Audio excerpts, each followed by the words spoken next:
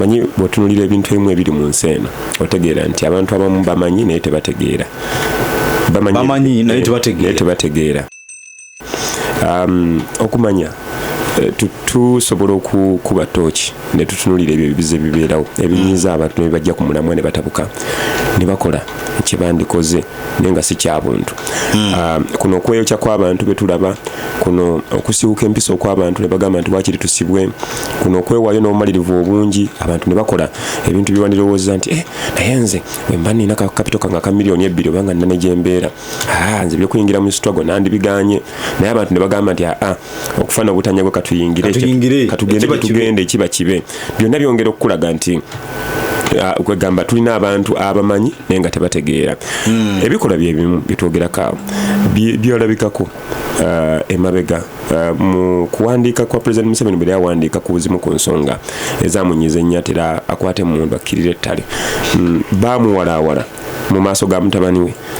Jeno Muhoozi Kayime Rugaba n'abantu be bamala okumuwalaawala n'embooko n'enyooka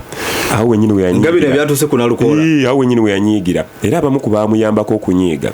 yenguli Fred Gisa Rwejema kubanga be baamutaasa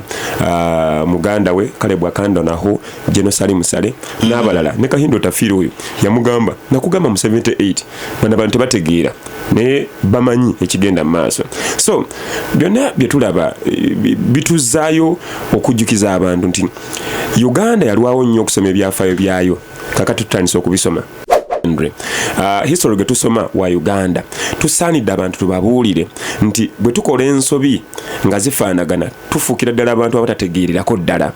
ng'ensobi ze tukola zifaanagana nti bw'obanga waliwo w'ensonga 10 lwaki wajja okujjawo abaaliwo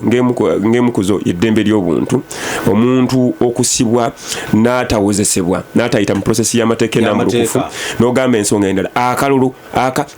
eyo nno nsonga namba emu engeri gye balangiriramu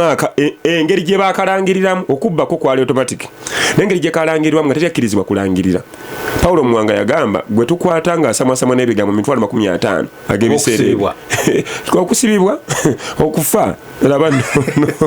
okusibibwa okufa. So byonna byongera okuzimbira omubumbira n'okulaga nti abantu tebategeera. Sebo katono nnyo kanyingiremu katono nnyo nti bwe bagamba nti tunakwata analangirira akalulu Sekono ye nadduka yali ayagala kulangirira webyeguuni webyokulonda ye nadduka n'ayitamu n'adduka